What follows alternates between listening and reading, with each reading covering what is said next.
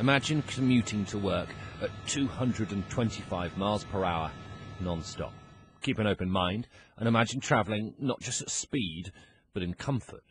This is how one British designer envisages high-speed rail of the future. Utopia for the business commuter, if there is such a thing.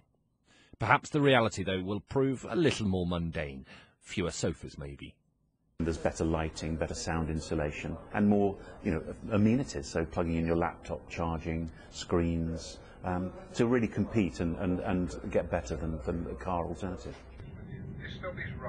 The present reality, though, is, well, this. The 6:45 early morning train from London Euston to Birmingham New Street today. But it's not all about comfort. No, more speed and extra capacity are just the starting arguments. They will be the results of a multi-billion-pound project that the government hopes, will create jobs and economic growth.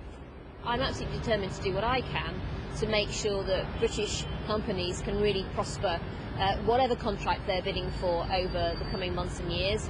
They need to do that on a level playing field, of course, but I'm absolutely determined to make sure that we see companies part of this growth package going forward and know the government as a whole. The whole line will run in a Y shape from London, then up to Manchester, Liverpool and Leeds. The government says the project will cost £32.7 billion overall, with £17 billion initially spent on that London to Birmingham stretch.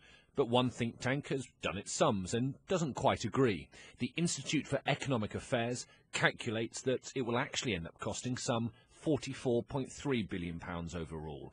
Compensation will have to be paid, and upgrading Euston Station will be expensive. This will be a hugely expensive project, and most of the burden of that's going to be put onto taxpayers. So there's actually going to be economic damage to taxpayers, and that will have wider effects for the economy.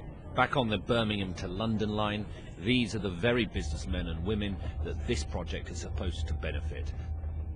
I think we're probably one of the last countries to make this investment.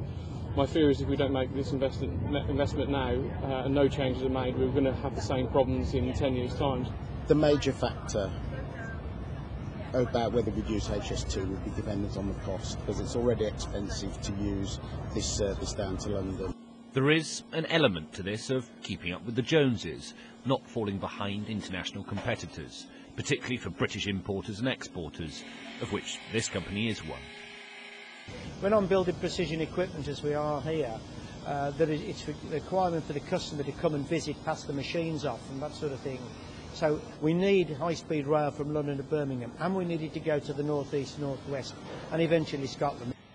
Imagining the future of rail travel is one thing. It opens up all sorts of possibilities, within financial reason of course. But predicting the way business will operate in the future, well, that's not so easy.